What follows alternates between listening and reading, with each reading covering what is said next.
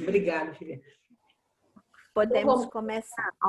Alguém deseja fazer a prece em nosso nome?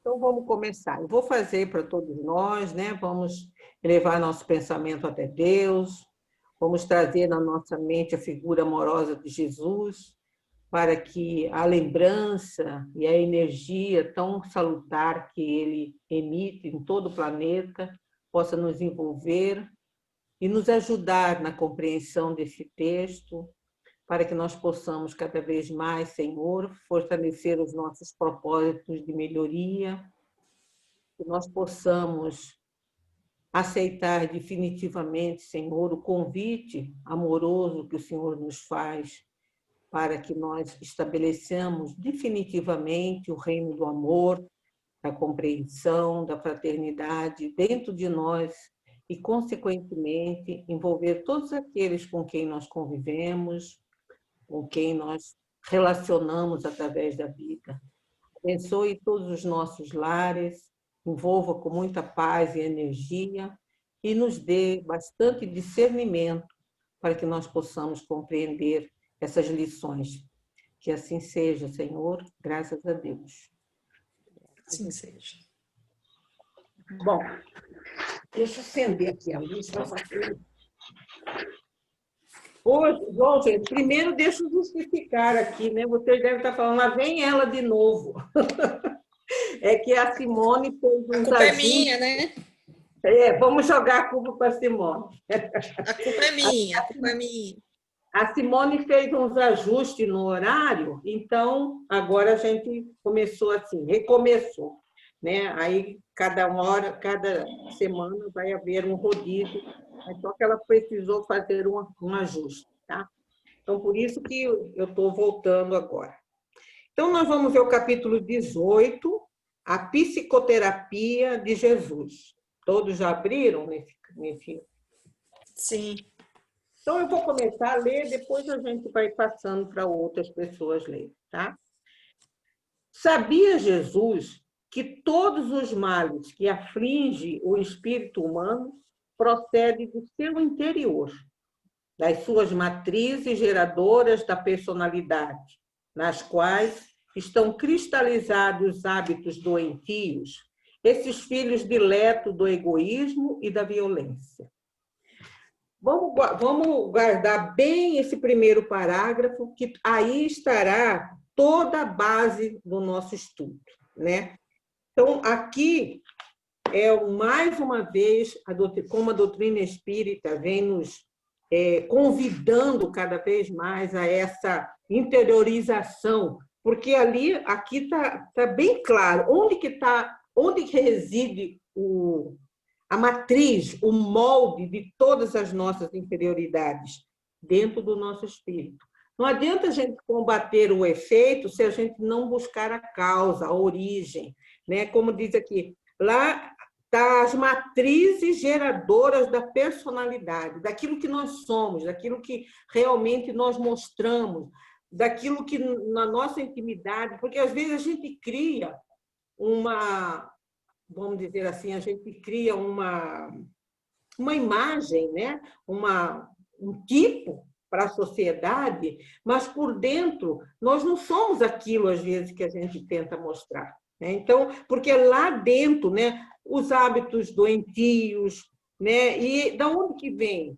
Da onde que vem? Do egoísmo e da violência. Eu vou ler aqui a questão 785 do Livro dos Espíritos, porque eu gosto sempre de reportar os nossos estudos ao Livro dos Espíritos.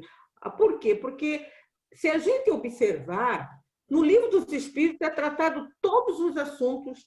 Você pode procurar, vou ver aborto, tem aqui, vou ver isso, tem aqui. Então, por quê? Porque é a base, não que a gente não deva ler outros livros, mas a gente nunca deve fugir dessa base da doutrina espírita, porque é muito atual, né? E muito esclarecedor. Então, na questão 785, diz o seguinte, Allan Kardec pergunta assim: Qual é o maior obstáculo ao progresso?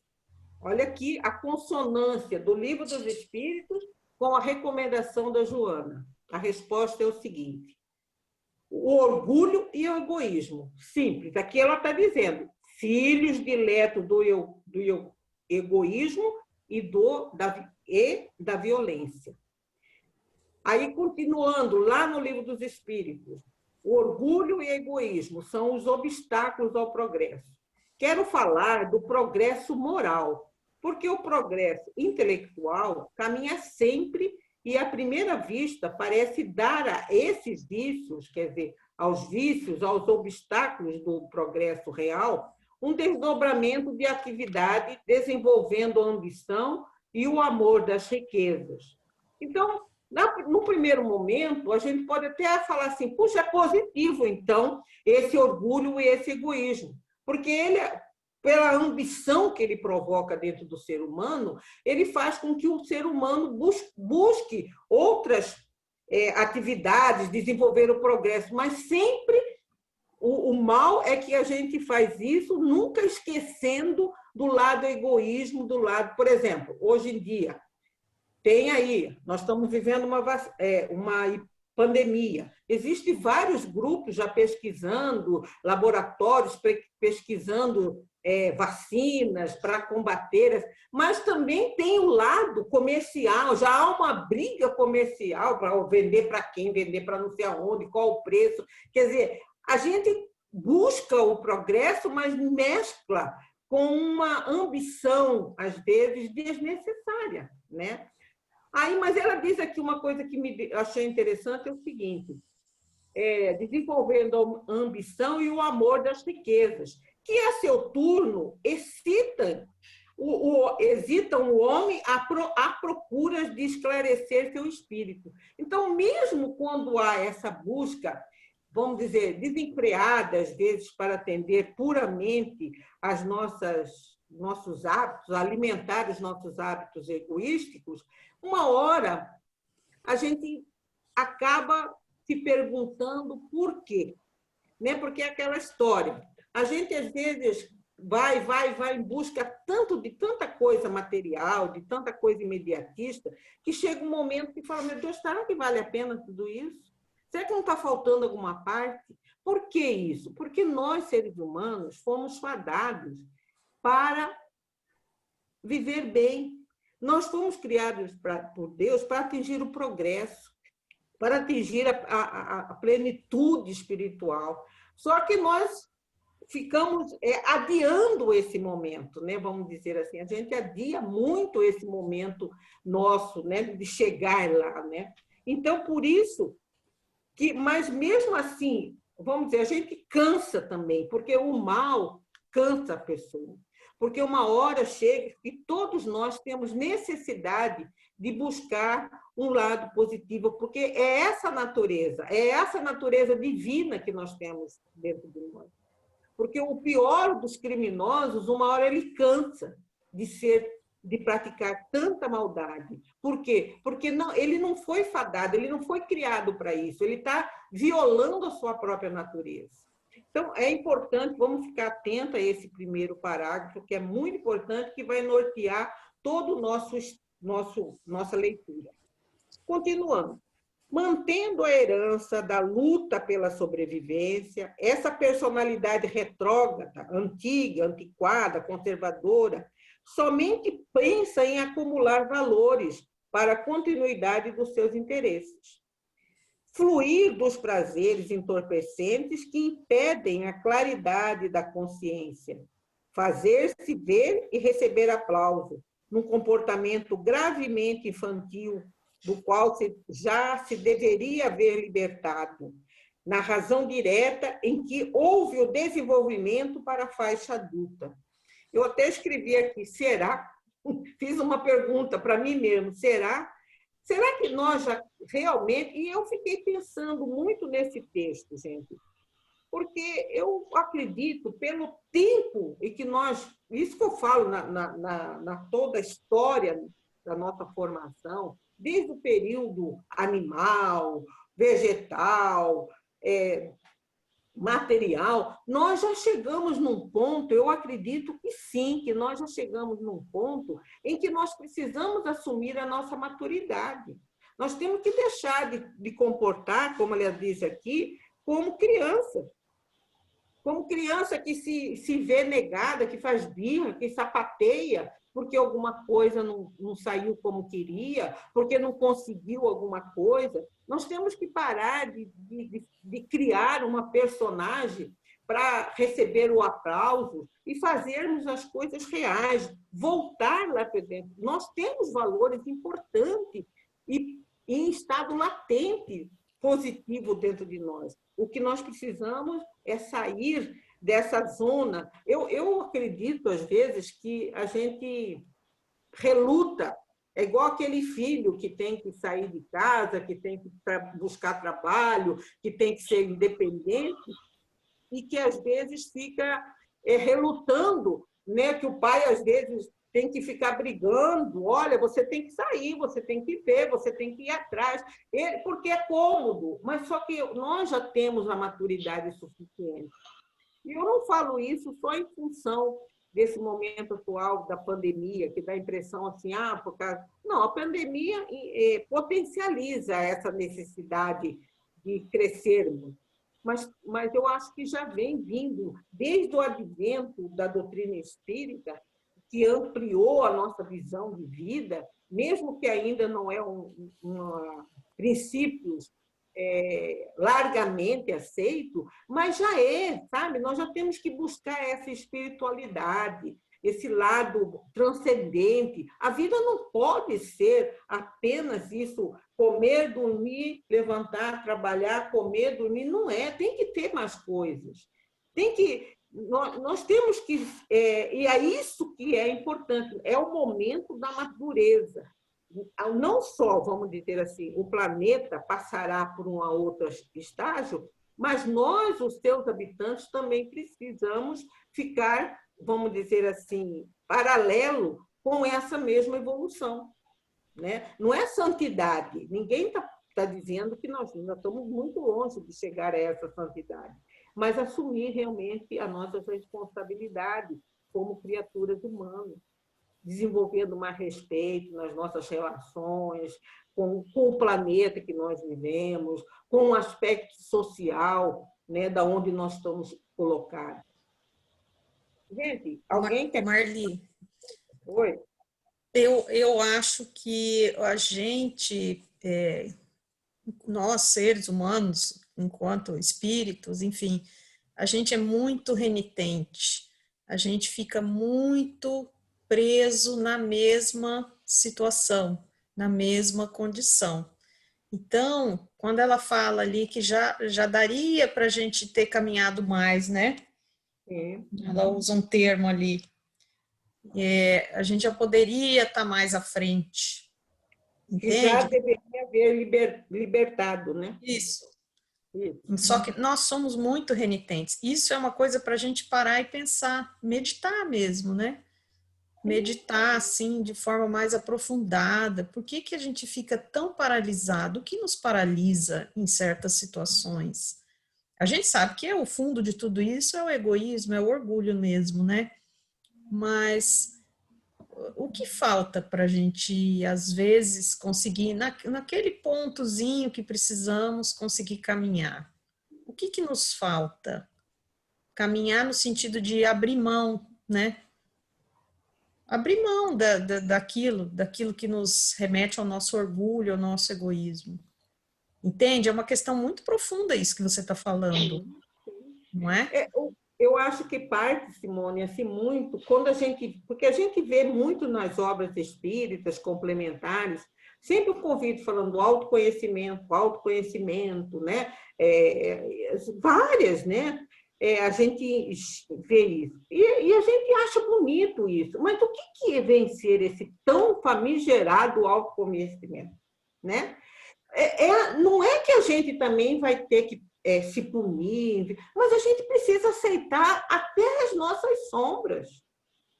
Por exemplo, às vezes acontece casos, vamos dar um exemplo, alguém faz uma coisa que nos magoa. Aí a gente, como estudou que nós não temos que ter mágoa, que a gente tem que perdoar, eu perdoo. Mas, no fundo, a gente não perdoou. E a gente não admite nem para a gente mesmo. A gente nem fala, não, olha, eu não consegui perdoar. Olha, eu vou trabalhar. A gente tem que admitir isso. Então, enquanto a gente não... Esse autoconhecimento, por que eu reagi assim? Por que eu reagi? É esse convite que a vida, que a maturidade nos faz. Porque o jovem, vamos dar um exemplo, o jovem, ele é destemido, ele não tem medo de nada. Nós que vamos ficando mais maduros, a gente já... Então, a gente já pensa, olha, eu não vou fazer isso aqui, porque pode... né? A gente já pondera as coisas, já não temos aquela impetuosidade. Só que essa ponderação nós temos que trazer para o nosso interior. Por que eu reajo disso? Por que eu achei ruim daquilo? Por que eu agredi isso? Isso tem que ser uma constante. Aquela mensagem que Santo Agostinho escreve no Evangelho, que fala, né, que toda noite ele fazia aquele questionamento para si, isso tem que ser na nossa vida. Eu acho que é isso aí, Simone, que é o grande dificultor. A gente vai vivendo meio de rodão. Tá? Não, assim mesmo, eu sou assim mesmo, eu não sou perfeita. E a gente vai se justificando e vai vivendo. Todo mundo faz isso. Aí a gente vai pegando ganchos assim e vai se acomodando. E a gente, então, às vezes... E Marli, tem uma questão profunda. O que é que nos prende? O que nos segura em certas situações, né? De não ultrapassar, vamos dizer, perdoar, como no exemplo que você deu. O que é que nos segura ainda? Porque a gente está tendo conhecimento, a gente vai se esclarecendo, a gente tem uma proposta, né? Acredito, todos nós, assim, né? Grande parte de quem está na doutrina espírita está nesse propósito mesmo de progresso. Mas o que é que nos segura? O que é uma questão profunda, entende? Né? É como se a gente, em algum ponto, a gente estivesse preso, os atavismos, né? Ela vai falar aqui para frente, né? Vamos ver, então. A gente, às vezes, fica ainda repetindo um padrão. Por isso que ela fala aqui, as matrizes geradoras da personalidade. Está lá aquele padrão. Eu sempre reagi assim, por anos, por momentos. Eu sempre fui educada a reagir e não agir. Eu tive várias experiências na vida através desse momento, dessa evolução, e que... Então, hoje, peraí, eu não preciso reagir. Às vezes, há momentos na vida que a gente tem até que dar uma recuada. Falar, peraí, eu vou... Né? Não, e Jesus é um exemplo. Olha, Jesus vivia... Quantas vezes nós vemos no Evangelho dizendo que Jesus se retirou para orar? Né? Então, não é que nós temos que nos alienar do mundo, mas, às vezes... Eu acredito um pouco, Simone, é o valor exagerado que nós damos para a vida, para as coisas. Por exemplo, a gente arruma tempo para estudar, para fazer curso. Não estou aqui, gente, de jeito nenhum negando. Acho que qualquer profissão você tem que se aprimorar cada vez mais. Se você é um professor, se você é um médico, e sempre você tem que buscar novas fontes, né, de aprimoramento daquela sua profissão. Mas por que a gente não faz esse mesmo esforço para as coisas interior? A gente não tem tempo. Por que não tem tempo? Como que a gente acha tempo para se aprimorar profissionalmente, para fazer curso de línguas, para viajar nas férias, fazer excursões? Olha, gente, eu não estou aqui desdizendo nem dizendo que isso é errado, absolutamente, né? Mas por que a gente também não reserva um tempo para fazer essa interiorização? Não sei. Aí é aquilo que você está se perguntando, né, Simone? Por quê? O que impede? Né? Alguém quer falar alguma coisa? A preguiça é que impede. Bom, mas é mesmo, Marli. A pessoa fica naquela coisa assim, Ah, eu tô aqui deitada aqui embaixo das cobertas. Não, depois eu olho isso aí, depois eu vejo. Você deixa sempre para depois, tá? O depois por quê? Por preguiça mesmo. É a É um dos preguiça fatores. de. Eu acho que é um dos principais fatores, Pode ser, tá? sim. Da Vamos gente lá, não gente. buscar aquela interiorização. Oi, Sabe o que eu meninas, me lembrei, dizem aonde Marli? que estão. Oi, Cheguei Estefânia. atrasada. Cheguei Na primeira, atrasada, desculpa. No no 18, capítulo 18, capítulo 18, no na segundo primeira Marli, página parágrafo. ainda. Tá. Não, no Isso. segundo Marli. parágrafo. Ah. Ô, Marli, Achou? sabe o que eu pensei? Pois não. Tem muita coisa aí também envolvida. A Pois gente não. não pode esquecer o medo. Sim. O medo de se descobrir. Quem Isso. faz psicoterapia, psicanálise, às vezes a pessoa não quer se ver naquela posição, entende? Também concordo com você. Abrindo as portas de porão, sabe? Abrindo as portas de porão, isso aí também pode ser muito medo de se conhecer e depois, a partir daí, você vai ter um trabalhão, porque quando você começa a abrir portas de porão, depois você que vai ter que trabalhar em cima desses assuntos. Sim. É mais fácil a gente arrumar desculpa, né, do que a gente se enfrentar. Esse é o Sim, grande desafio, né? sim. E assim, às vezes é que a gente não quer mesmo conhecer. É Me deixa na superficialidade, eu não quero me conhecer, verdade. porque isso dói. Sim, sim. Sim. E dói e às vezes pode nos assusta também, né? Porque às vezes a gente se mostra monstros, né? Medo, Eu né? fiquei Dá aquele medo mesmo. essa semana, né? O caso que aqui de Campo Grande, daqueles dois trabalhadores, um matou o outro lá por causa de uma discussão. Aí ele falou que ele estava arrependido, né? Que ele não agiu de impulso. Eu pergunto, ele tinha um instinto de assassino. E sabe lá se nós não temos também? Sabe lá se nós... Eu fiquei, sinceramente, fiquei pensando, porque eu estava estudando esse tema, eu fiquei pensando, quanta coisa será que nós não fazemos por oportunidade de não fazer? Né? Então, quer dizer, é um monte, não estou dizendo que nós somos, assim, sei lá, mas quanta coisa que nós já praticamos e que a matriz daquele vício está ali, né? E que às vezes nós não estamos tendo oportunidade. Quantas vezes a gente vê numa notícia no jornal de um estuprador, aí a gente fala, às vezes escuta-se alguém falar, eu tinha que matar. Às vezes dentro da gente, a gente sabendo que isso não, vai contra, a gente pensa às vezes, não comenta, mas pensa assim, fala, mas era uma boa mesmo. A gente faz isso, sabe? Então, é como você está falando, Alexandre, esse encontro nem sempre vai ser tão simpático assim. Então, é melhor a gente ficar na superficialidade mesmo, aqui por cima, sabe? E aqui a gente vai levando, vai administrando a coisa. Bom, gente, vamos continuar aqui. Ela vai citar várias situações para a gente refletir bastante sobre esse aspecto.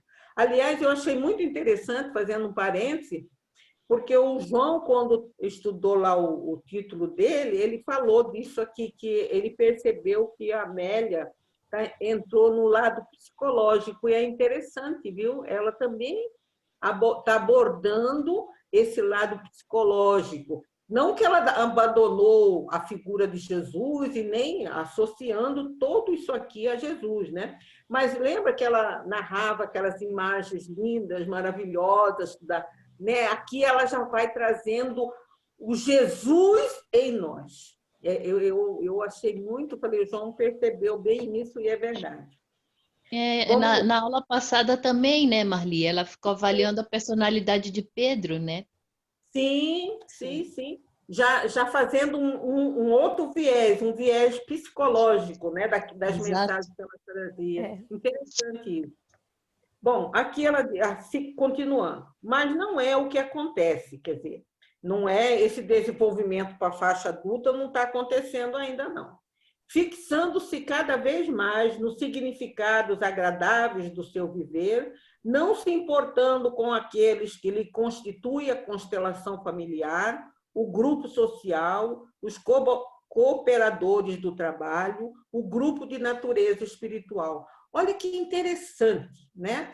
Porque aqui é aquilo lá. Às vezes, nós precisamos levantar também um pouco o olhar, parar de olhar o próprio umbigo e olhar em volta.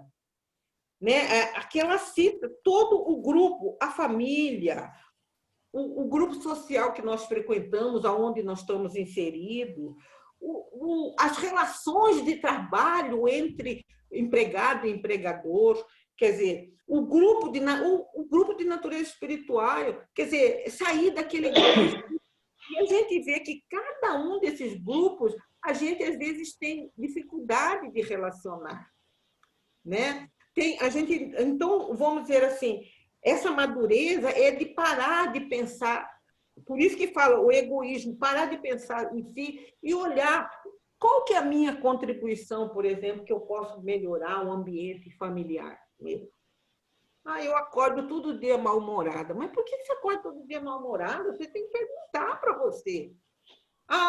Agora eu estudei na doutrina espírita, que à noite a gente vai, não sei qual. Então, prepara antes de dormir para que você não acorde mal-humorada. Sabe? Então, eu não gosto porque tirou as coisas do lugar e não põe. Fala, olha, você põe. Não precisa ficar bravo, não precisa azedar o ambiente. Outra coisa, relação de trabalho, empregador. Né? Aquilo que a Ana, foi a Malu, você, Malu, que falou na aula passada, tem que ceder, o empregador cede um pouco, o empregado cede o outro. Você não tem que visar só o lucro, não precisa ser duas forças antagônicas, pode trabalhar pelo progresso da humanidade de forma... Olha, eu tenho a força do trabalho, você tem o capital, então vamos nos unir. Mas não, aquele quer ganhar muito, prejudica o empregado, por sua vez, também quer puxar o tapete do empregador, e aí a gente não cresce, a gente não se torna adulto, né? Fica disputando. No grupo, eu vi aqui, grupo de natureza espiritual, a gente que frequenta o centro espírita, a gente sabe que tem umas guerrinhas dentro do centro espírita, e olha que é centro espírita. Né? Que não... Marli? Oi. Então, a Simone estava acabando de falar o que é que nos tolhe, né? Sim. E lendo essa frase aqui, observando aqui, eu acho que o que mais tolhe a gente é realmente a falta de empatia, se colocar no lugar do outro. Isso é importante. Porque é isso aí, quando a gente começa a se colocar no lugar do outro e ver que ele tem limitações, assim como a gente tem a nossa, que a dificuldade que a gente vê no outro e critica às vezes, pode ser que a gente não tenha, mas a gente tem outra situação. Então, a nossa falta de empatia faz com que a gente recrudesça cada vez mais essas matrizes geradoras da personalidade que foi do passado. Né? Sim, verdade. Então é isso.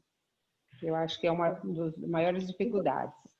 Então, você vê, ela cita 4 campos de ações aí que a gente pode trabalhar, né? Que a gente pode fazer alguma coisa. Né? Onde nós estamos inseridos, ali é o nosso campo de trabalho. Né? E para que a gente contribua de maneira positiva a esse grupo onde nós estamos inseridos, nós temos que conhecer a nós mesmos, não podemos criar máscara, né? Eu tinha uma esposa de um colega do trabalho, a gente achava até graça, ela falava assim, vocês falam as coisas que... Ele chamava Roberto. Vocês falam as coisas que o Roberto faz lá no serviço, parece que vocês estão falando para mim de outra pessoa. Esse Roberto que vocês falam não é o marido que eu tenho lá em casa. Então, a gente ria, sabe? A gente brincava com ele. Aí, Roberto, olha só o que você está aprontando. Porque ele era uma pessoa dentro do trabalho e dentro de casa era outra. Então, a gente cria essas máscaras, né? E isso não ajuda, né? E não ajuda ninguém.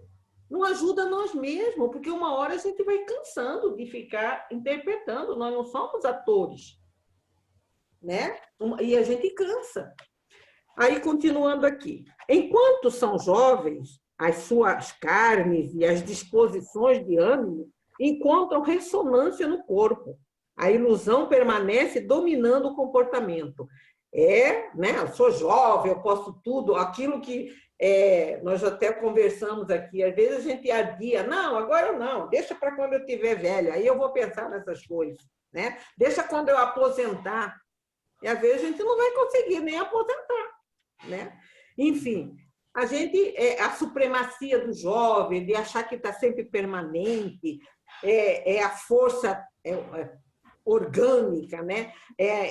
Isso aí, o entusiasmo, né?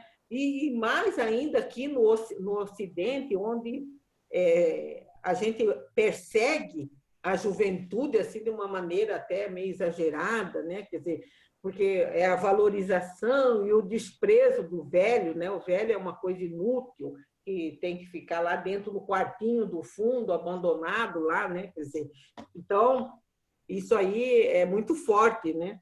Mas só que, ela continua, subitamente, porém, dá-se o fenômeno do despertar, mediante o qual o indivíduo se identifica solitário, insatisfeito com tudo quanto acumulou, desmotivado para a existência, porque se defronta com a consciência que constata a quase inutilidade de sua vida experienciada, sem produção dos valores transcendentes, que são aqueles que realmente podem ser transferidos para o além-túmulo. Olha aqui, aquilo que nós conversamos. Às vezes a gente se envolve tanto com as coisas. Eu tenho que casar, eu tenho que ter filho, depois eu tenho que comprar minha casa, depois eu tenho que comprar meu carro, aí eu tenho que viajar, eu tenho que conhecer isso. Mas aí a gente esquece. E a produção? Veja bem, ela diz aqui, produção dos valores transcendentes. O que eu fiz? Além de só ter, o que eu como que eu me vejo? Eu estou satisfeita com a minha vida? Eu estou contente? Eu me sinto útil? Eu olho para mim, eu gosto da imagem que eu vejo no espelho, não a imagem física, mas a imagem íntima.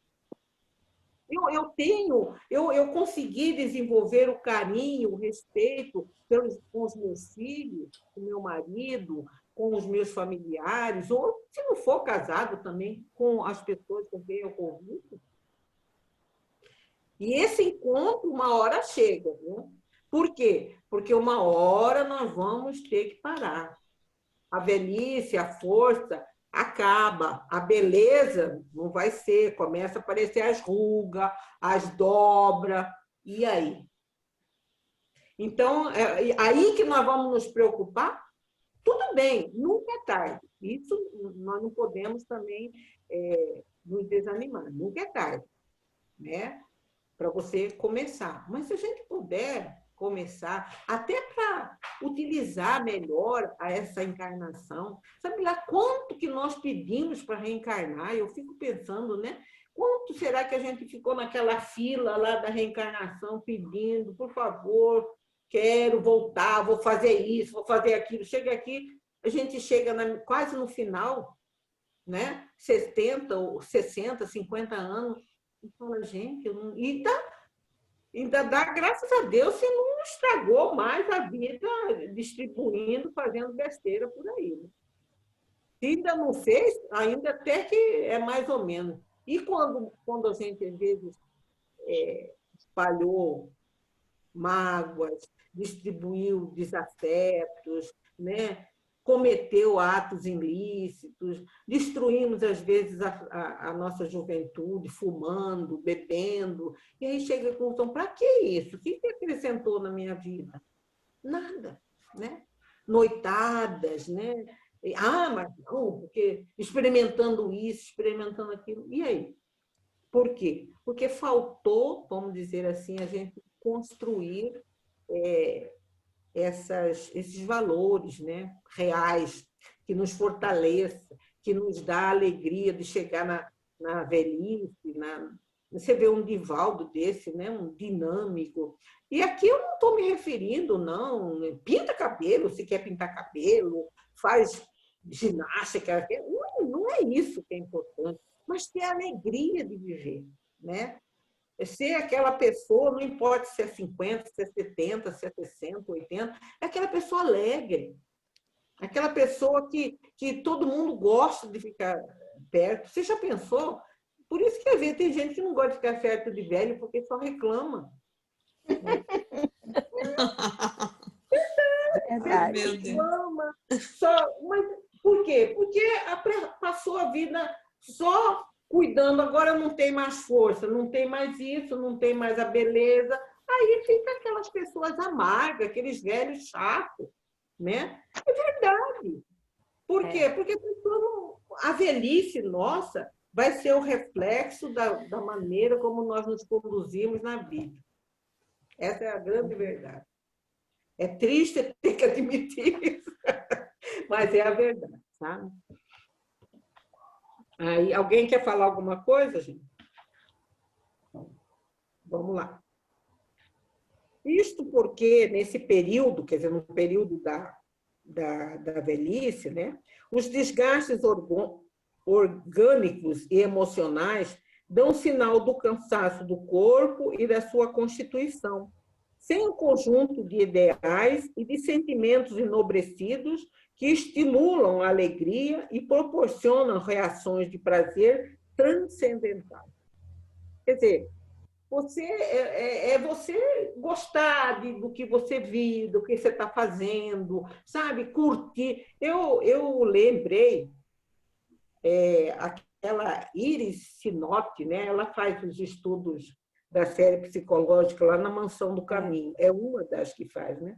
E ela contou um caso, eu achei bem interessante. Ela tinha uma paciente em torno de 50 e poucos anos, que a procurou justamente com essa angústia.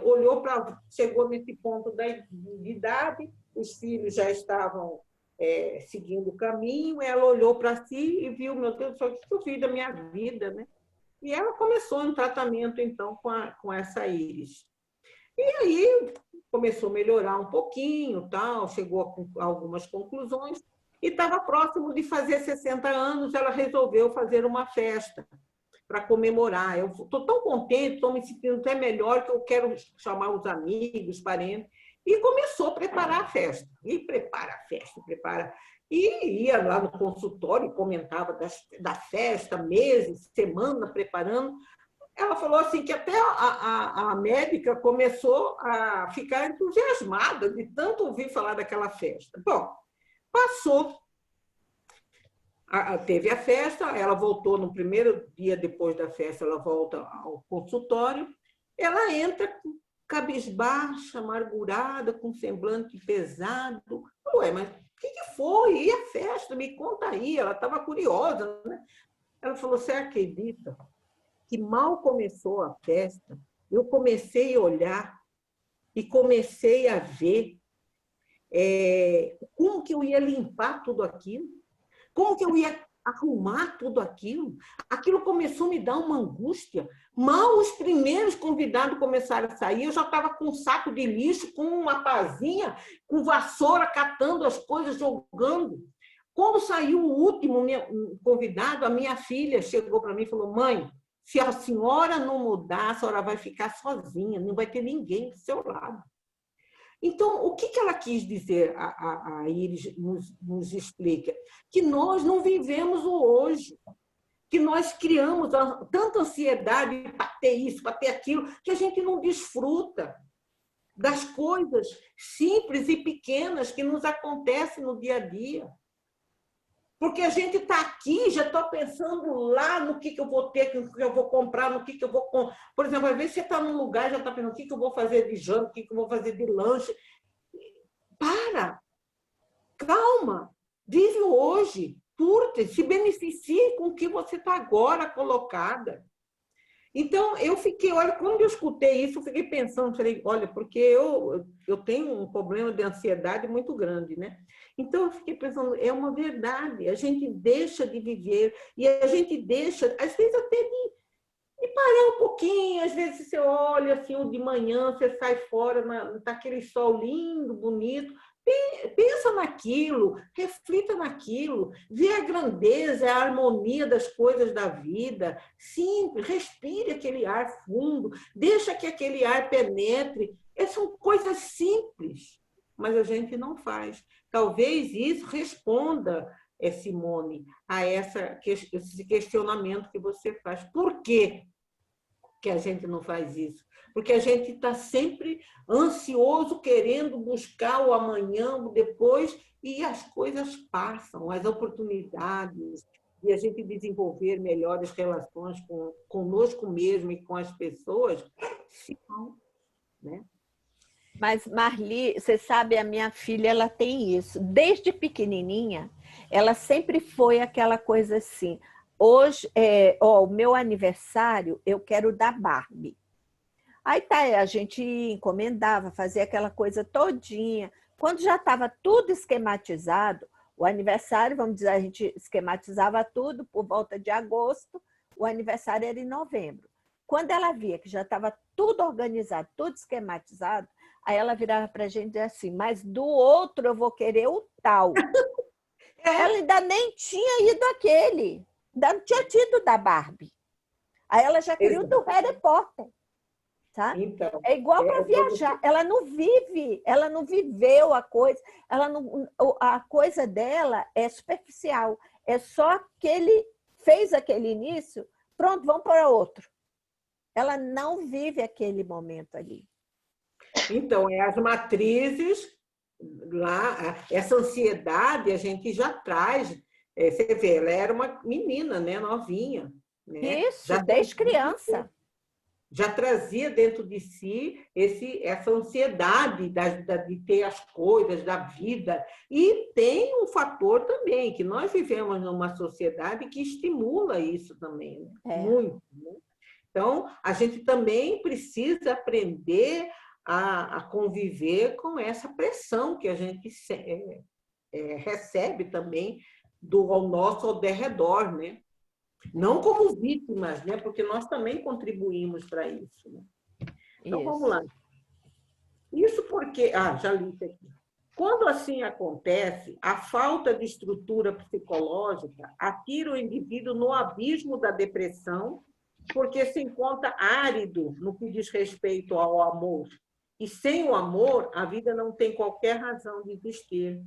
E mesmo quando permanece as bênçãos da harmonia, cederam lugar à ganância, ao isolacionismo doentio.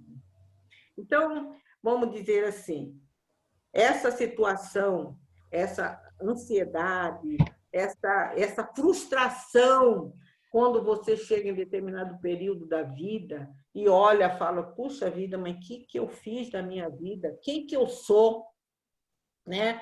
O que eu sou? Qual a importância minha nesse contexto social onde eu estou? Não a importância, aquela importância de ser, não, importante assim, de utilidade. Né? O que realmente, quando isso pode nos levar a um estado depressivo. Né? Porque vem a frustração, vem aquele gosto amargo, né, da inutilidade da nossa vida, o desperdício que nós fizemos dela. Né? Quando há também, nós encaminhamos por um lado de excesso das coisas. Né? E aí, como ela diz aqui, porque sem o amor a vida não tem razão nenhuma.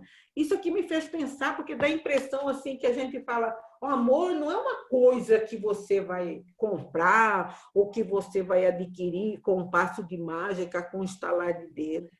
Não é uma leitura, eu li o Evangelho, achei lindo, pronto, já estou amando. Não. Amor, a gente exercita. A gente exercita e a gente vai aos poucos vai aprendendo, é um prazer de fazer uma coisa, um perdão de uma agressividade, é a gente mudar a tonalidade daquilo que a gente vai falar, sabe? O nosso olhar, por exemplo, olhar menos crítico, né? Quem disse aí? Foi a Alexandra que falou da empatia. E por que fulano se colocar? Por que ele agiu assim? E se eu estivesse no lugar dele, será que eu faria diferente? Né? Então, isso nós vamos exercitando. São exercícios pequenos. Aquilo que você, acho que na aula passada, né, Malu? Às vezes você, numa discussão, você cede naquele primeiro momento. É você, um processo de amor. É um investimento, às vezes, numa relação de um casal, ou de um filho, ou de um aspecto profissional. Você, às vezes, sabe que você está certa, mas naquela circunstância, às vezes, é preferível você falar, não, tá bom.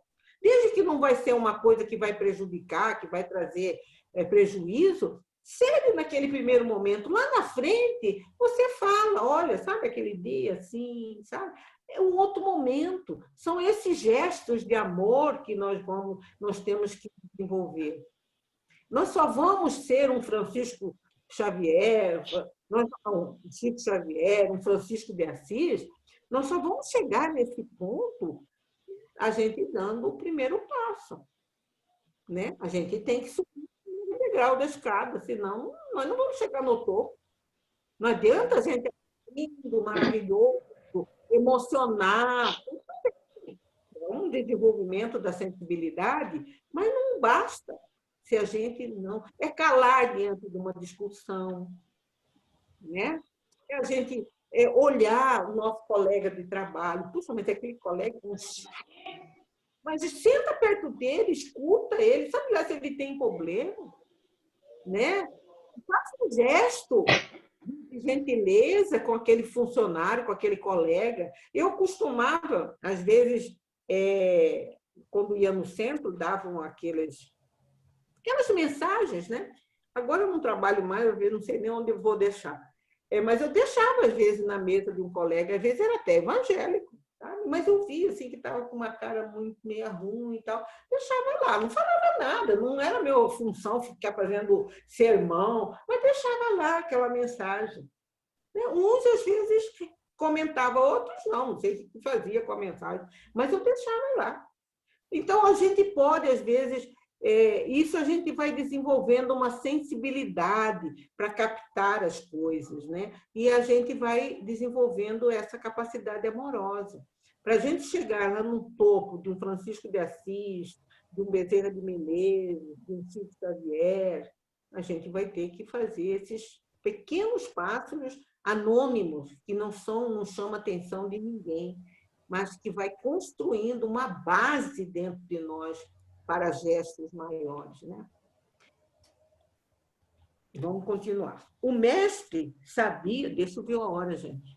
O mestre sabia que o único sentido da existência humana é o de adquirir a flama do amor e desenvolvê-la, deixando-se abrasar pela sua labareda e ampliar os horizontes da solidariedade. Olha aqui essa palavra, solidariedade.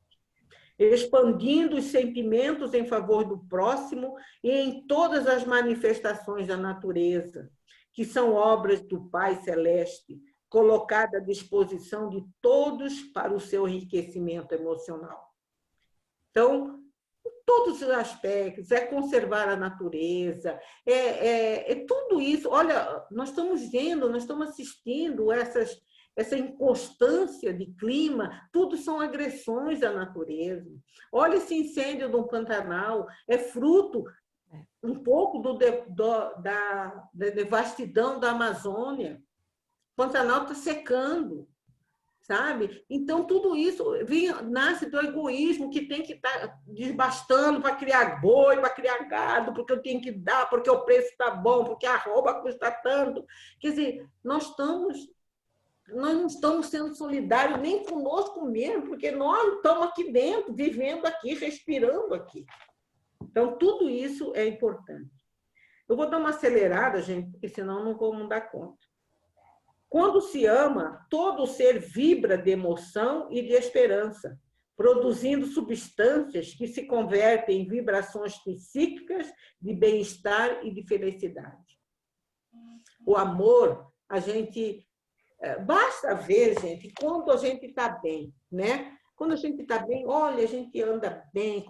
Agora, quando a gente está mal-humorado, parece que tudo, a gente vai cozinhar, queima o feijão, salga a comida, a gente vai falar com uma pessoa, a pessoa responde você mal, fala, ai, puxa, mas o que eu fiz com a pessoa? Mas às vezes a gente já está, porque a gente cria, né? A gente cria. O Divaldo não falava que ele conversava com as células dele, uma vez ele deu uma palestra falando isso, ele conversava, né? Quer dizer, não digo que a gente vai chegar a esse ponto, né? Não sei também, se quem quiser também tudo esteja à vontade.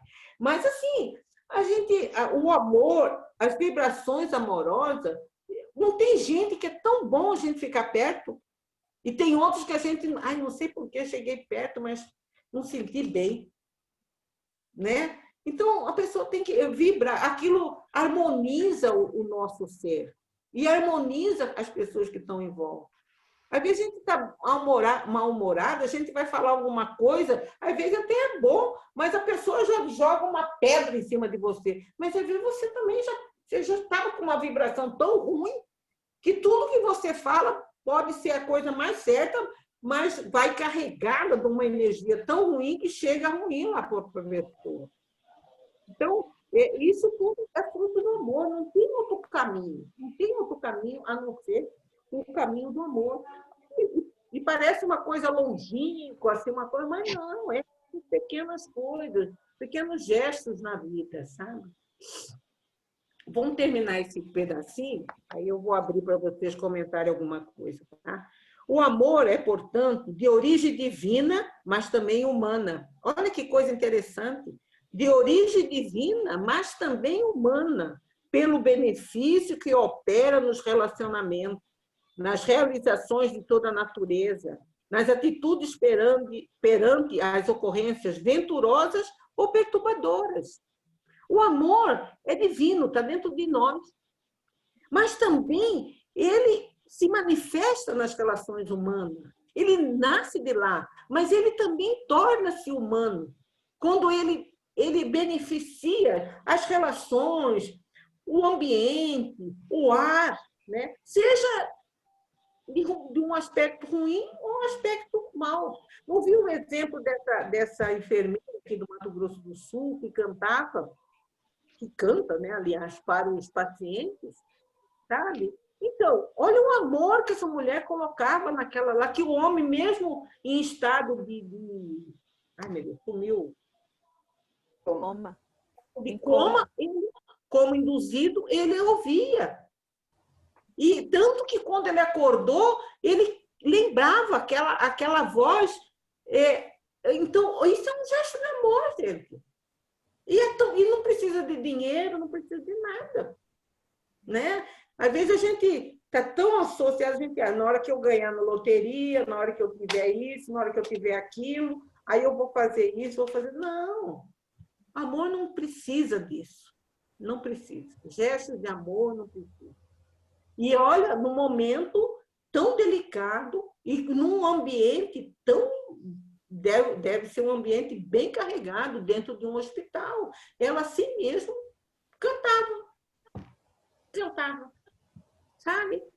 Cantava e aquilo lá causava bem. A gente não vê esses doutores da alegria que vão cantar nos hospitais. Uma coisa tão simples, né? Parece assim, são gestos tão pequenos, né? E que isso vai desenvolvendo. E o mais interessante é que isso nos faz bem, nos alimenta, porque nós temos a chama do amor dentro de nós. Nós somos filhos do amor de Deus. Oi? Eu participei de um trabalho assim, sabe? Já em 2 hospitais. Sempre gostei de trabalhar nessa parte. A gente ia cantar, né? Simplesmente cantar. E como aquilo traz um retorno maravilhoso para a gente, principalmente para a gente. Sim, É uma coisa sim. muito impressionante. Eu e a Cida, né, Cida? Nós cantamos num coral, né, que lá. E eu estou sentindo muita falta, honestamente, sabe? Acho que de tudo que eu fazia, de sair, É uma das melhores coisas, né? eu sinto falta, tá? A gente via, às vezes, assim, pessoas que chegam, assim, né? Senta e olha assim para a cara da gente, eu fico pensando, eles pensam que a gente olha com a cara da gente pensando que nós somos deuses, coitados, que nós somos, né? Olha assim com aquele brilho, sabe? Aquela satisfação e nos agradece. Puxa, aquele agradecimento que vai lá, oh, muito obrigado. Sabe, parece que o domingo, o sábado, pronto, ganhamos o sábado. E engraçado que é um sentimento comum, né, Cida? É. Todo mundo fala a mesma coisa. Ah, mas foi bom, olha, ai, graças. Parece assim que se nunca não foi naquele sábado, parece que a semana não vai começar bem na segunda-feira. Então, você vê, é o reabastecimento. Quando você dá um gesto de amor, você é o primeiro beneficiário, né? Por quê? Porque a gente está, vamos dizer assim, como que mexendo na sementinha do amor divino que está dentro de cada um de nós, né? Por essa razão, ele, Jesus, né, se converteu em um poema de amor portador de paz. A paz deflui do amor, assim como este conduz à paz, assim como o amor conduz à paz. Então, são situações, são interligados, né? A paz, o amor, ele produz essa serenidade, essa tranquilidade, essa esperança, essa conformidade, não aquela conformidade pacífica, não, é assim mesmo, se Deus quiser, não. É aquela conformidade ativa, que sabe, que confia, que tem a certeza de que os momentos difíceis, eles passarão, porque a nossa destinação é o amor. Agora, até aqui, gente, ela falou desse aspecto psicológico. Agora, daqui para frente, ela vai nos trazer o exemplo real que Jesus deixou dessa vivência amorosa. Eu vou dar uma acelerada, gente, porque tem bastante e nosso tempo está curto. Então, eu vou ler um pouco mais rápido para a gente não atrasar muito. Vivia-se no seu tempo a prerrogativa de desenvolver-se ao outro conforme dele se recebia, proliferando as manifestações da prática do mal em razão do mal, que predominava em toda parte. É aquela história. Olho por olho, dente por dente. Como o mal era uma predominância muito grande, então eu tinha o direito, eu tinha até como um aspecto legal retribuir o mal que eles recebiam. Até hoje isso ainda é muito forte, viu, Simone? Talvez aí esteja essa resistência em mudar, porque nós trazemos muito incrustado em nós. Tanto é que basta ver, quando alguém nos provoca, a primeira vontade que a gente tem é de revidar, não é? Quando alguém fala uma coisa que, né, ofende, a gente já... E se a gente não se cuidar, a gente já solta os cachorros. Porque é uma coisa instintiva, é o lado animal ainda que nós carregamos, é o instinto animal que nós, de sobrevivência. Eu fui atacado, então eu tenho que atacar também, né? E aqui ele está dizendo... Porém, Jesus estabeleceu que é mediante a retribuição do bem que se diluem as forças mentais que sustentam o mal na terra e que todo amor que se dirige a outrem, mesmo que não aceito de início, transforma-se em recurso poderoso de contraposição ao ódio. Então, quando ele fala, quando questionaram a ele que tinha que perdoar, né, os inimigos, ele fala, mas como não perdoar os inimigos? Ele não gosta da gente, deseja mal. E o que Jesus fala? Que mérito vocês têm, se até os fariseus fazem isso? Né? Eu acho que eu até tenho aqui, deixa eu pegar bem certinho as palavras. Aqui. Porque se só amardes os que vos amam, que recompensa tereis? Os publicanos também não procedem de maneira? E se saudares apenas os vossos irmãos, o que é que com isso fazeis mais do que os outros? Os pagãos não fazem a mesma coisa?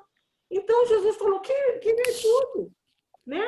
Você só vai amar, então tem que perdoar mesmo. Então, aqui são os exemplos, né, que ele vai dando e que também tem um aspecto. Se eu faço um gesto de encontro amoroso, de encontro outro, ele não entendeu, o problema já não é meu, é dele.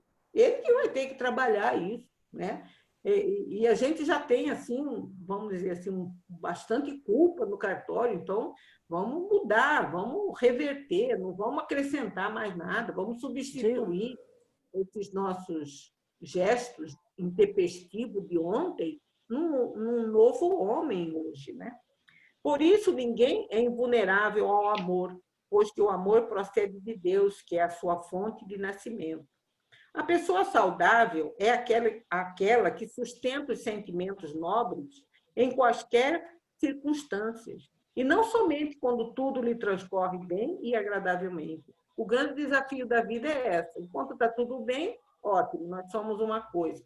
Pisou no nosso carro, bom, agora, sei não, eu não tenho sangue de barata, você vai me desculpar, né? Não, nos momentos difíceis nós também temos que... É o grande desafio, a grande prova, né? É muito fácil manter-se nas situações favoráveis sem enfrentamento, mas também sem novas experiências evolutivas que o progresso impõe. Então, vamos dizer assim, os momentos difíceis a gente pode entender como experiências de evolução. Mas quem de nós vê isso? Na hora que a gente está sofrendo, reclamando, chamando, por que só eu? Por que eu fiz assim? Ah lá, fulano, por que não acontece com isso? Olha lá. Não, nós estamos sendo desafiados para nos tornar melhor. Essa visão do sofrimento, da dificuldade que a gente tem que trabalhar muito ainda, né? O amor é esse maravilhoso buril que retira as imperfeições do caráter, modelando anjos e santos, artistas e sábios. Sempre chamou a atenção dos amigos e dos adversários de Jesus o hábito que ele mantinha de conviver com os infelizes, os excluídos da sua sociedade, aqueles que constituíam a ralé deixados à margem, como inúteis, pecadores ou condenados. Ele não veio para os sãos, né? Ele veio para os doentes, ele afirmou isso. Ao buscá-los, lecionou a mais excelente forma de expressar o amor, porquanto os dignificava, erguendo-os dos abismos em que se encontravam por vontade própria ou porque haviam sido ali atirados, demonstrando que a luz vence a treva e a saúde supera a doença. Ele era o médico dos desvalidos e não somente dos bem-sucedidos. E não somente dos bem-sucedidos, mas também não desprezava, porque todos são carentes de afetividade. Então, ele estava ali para quem era desvalido, não só de bens materiais, mas também de valores morais, que estava carente. Então, ela vai citar aqui como Nicodemos, né? Que ele, como Zaqueu, que era um homem bem-sucedido para a época, lá, financeiramente, economicamente, mas ele não deixou de ajudar, né? Ele percebeu que aquele Zaqueu, que Nicodemos, eram carentes, que precisavam, mesmo que não entendessem muito o que ele dizia, mas estavam buscando, de forma tímida, mas estavam buscando. Com a mesma naturalidade com que socorreu Simão, o leproso, desdenhado e infeliz, ele recebeu Nicodemos, príncipe e doutor do Sinédrio, destacando na sociedade, embora sedento de luz. Arriscou a própria vida, propondo um novo comportamento aos apedrejadores da mulher adúltera, que era vítima de si mesmo e do contexto social injusto no qual vivia, ajudando-a na renovação interior e tornando-a útil à sociedade. o que repetiu com a mulher equivocada de Magdala, que lhe buscou orientação e recuperou-se, dando um exemplo que é possível recuperar, que é possível virar a página, né? Saulo também, Paulo, foi um exemplo, né? A gente acha que, às vezes, Paulo ele mudou assim no estalar. Jesus apareceu lá na estrada de Damasco, ele conversou e tal, saiu de lá. Não, ele fez um trabalho de recolhimento, ele viveu anos, não sei quantos anos, lá no deserto. Oi? Junto com aquele casal lá, aprendendo um ofício, estudando as leis, estudando, para depois ele conseguiu.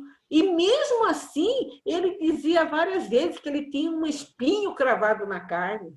Quer dizer, o que era esse espinho? Era essa impossibilidade dele, eram os defeitos, eram os sentimentos ainda não tão amorosos, mas que ele lutava, porque aquilo machucava o espinho e ele lutava. E ele lutou a vida toda. Ele brigou com os apóstolos, ele brigou com Pedro, mas depois ele refez aquilo. No final da vida, o que ele fala? Não sou eu que vivo, é Cristo que vive em mim. Então, é isso, quer dizer, nós não somos santos, mas a gente tem as nossas mazelas. Mas se a gente perseverar nesse trabalho, mesmo caindo, olha, e a gente se reerguendo, a gente vai chegar. Não digo nessa encarnação, porque ainda tem muito, mas se pelo menos a gente chegar nessa encarnação contente com o que a gente olhou, poxa, deixa eu ver minha vida. Fiz isso errado, mas estou assim, estou nesse caminho, estou nesse propósito. Ótimo, maravilha, valeu a pena, né? As pessoas que convivem comigo, o que eu pude ser útil, o que eu pude ajudar, né? Isso é importante. Vamos lá, gente. Perseguido incessantemente pelos adversários gratuitos, compadecia-se da sua ignorância e estupidez, tendo paciência amorosa com eles. E mesmo quando foi constrangido à severidade, não se exasperou, nem lhe guardou qualquer tipo de ressentimento. Não teve ressentimento por Judas, por Pedro, que o traiu. Não teve. O amor de Jesus é a presença de Deus no seu coração, que ele transferia para os seus discípulos, auxiliando-os na libertação das matrizes da personalidade enferma, que de modo que pudesse operar com segurança a construção de novos comportamentos. Ninguém pode apagar certas recordações e condutas ancestrais, arquivadas nos recessos da memória, mas as pode substituir por outras saudáveis, que se irão incorporar nos conteúdos do ser, passando a proporcionar conduta desejável. O que nós fizemos de errado já está feito. Não tem como borrar. Vamos anular isso aqui. Não tem. Mas nós podemos substituir. Né? Nós podemos criar novas condições. Até nos fortalecer para futuramente resgatar aquilo mais grave, né, que a gente tenha praticado, nos tornarmos mais fortes. A gente pode, isso nós podemos fazer. O amor não tem limites e sempre foi vitorioso em qualquer situação em que seja colocado. Em razão do seu amor inefável, tornou-se escultor de almas, começando o mister com os discípulos arraigados às tradições, habituados ao revive e ao ressentimento, sensíveis às agressões e vinganças. Eles brigavam entre si, eles disputavam, eles tinham ciúmes, quem que vai ficar do lado, quem que é mais próximo, quem que é mais querido, né? Eles eram muito humanos. Mas mesmo assim, ele não desanimou em trabalhar com esse, porque ele sabia que eles tinham a potencialidade de mudar. E nós também temos, com certeza, temos. Na proporção de cada um, nós podemos mudar. Não digo virar santo, que não vai ser agora, não, sabe? Mas alguma coisa, pelo menos a gente olhar, puxa, agora eu já não me incomodo tanto com isso. Isso a gente pode fazer, sim. Ensinando pelo exemplo, demonstrava sem palavras que feliz é aquele que ama e que serve, que se dedica e se ouvida ao mal, que se faz o menor diante dos pequeninos, de tal forma que revela toda a grandeza de que é portador. Foi dessa maneira que, na última ceia, tomando de uma toalha de uma bacia com água, ajoelhou-se e pôs-se a lavar os pés dos discípulos aturdidos, que tentaram recusar-se a essa máxima doação. E quando Pedro lhe disse: "Nunca me lavará os pés", respondeu-lhe Jesus: "Se eu te não lavar, não tens parte comigo." Eu fiquei lendo isso aqui, gente. Falei, o que será que estava querendo dizer isso? Eu não sei se a minha interpretação vai ser a mesma de vocês. Mas eu fiquei pensando, gente, por que é isso? É uma lição de humildade. Mas por que Jesus falou para Pedro: "Se eu não lavar, não tens parte comigo"? Porque Jesus, eu entendi assim, não sei se eu estou entendendo certo. Ao lavar os pés, ele estava dando um gesto de humildade. E ele estava dizendo a Pedro: "Você também terá que fazer o mesmo, Pedro. Porque quando você lavar os pés dos seus iguais, ou de um pequenino, você estará lavando o meu pé." Não foi isso que ele falou? Como que eu vou saber que eu tive fome e me deste de comer? Quando você deve alimentar um pequenino, um esfaimado, quando você socorrer alguém, você está me socorrendo. Eu estou ali naquela figura. Então, quer dizer, é uma interligação que ele fez com Pedro, que ele falou: "Pedro, eu estou lavando ora seu pé. Você vai lavar os pés também de outro. E quando assim o fizer, você estará lavando indiretamente o meu. Porque eu estarei sendo representado na figura desse pequeno." Então, há uma comunhão. Eu fiquei encantada com isso. Nem sei se essa é a interpretação correta, gente, mas eu percebi isso, sabe? Assim, esse gesto, quer dizer, de humildade, como dissesse: "Olha, eu estou fazendo isso, vocês também terão que fazer isso através da vida." E eles fizeram, né? Os apóstolos fizeram exatamente isso. Mais tarde, quando Judas o beijou, consumando a traição, ele, que o conhecia muito bem, que sabia das suas carências afetivas e das suas frustrações, retribuiu o crime chamando-o de amigo. A gente sabe, né, que Jesus foi buscar ajuda lá na profundeza, né, do sofrimento, e trazê-lo de novo. Né? Porque ele era confuso, coitado. Ele não percebeu, né? Marli, eu Oi. estava pesquisando aqui, enquanto você estava aí falando, a questão aqui de que se eu não te lavar, não tens parte comigo, né? Sim. Aí tem entre parênteses, tem o número 15, né? Aí tem ali joio 13.8, né? Isso é a questão da parábola do joio, né? Que é aquela parábola do joio, onde Jesus diz que o inimigo veio, eles plantaram o trigo, o inimigo veio e colocou o joio no meio do trigo, né? E aí, o que eu entendo aí é o seguinte, tá?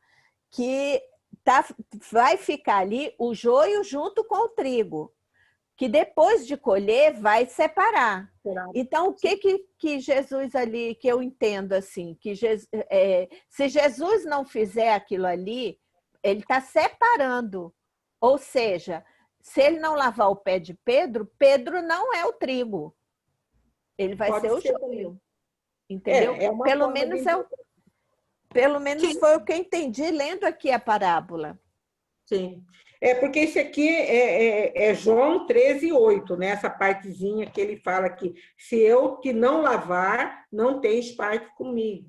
Né? Mas também é uma forma, né? O interessante das parábolas é justamente essa condição da gente sempre buscar interpretações atuais, e a gente, vamos dizer assim, estudar muito isso. Né? Mas vamos aqui bem no finalzinho. Quem na história da humanidade se lhe possa equiparar?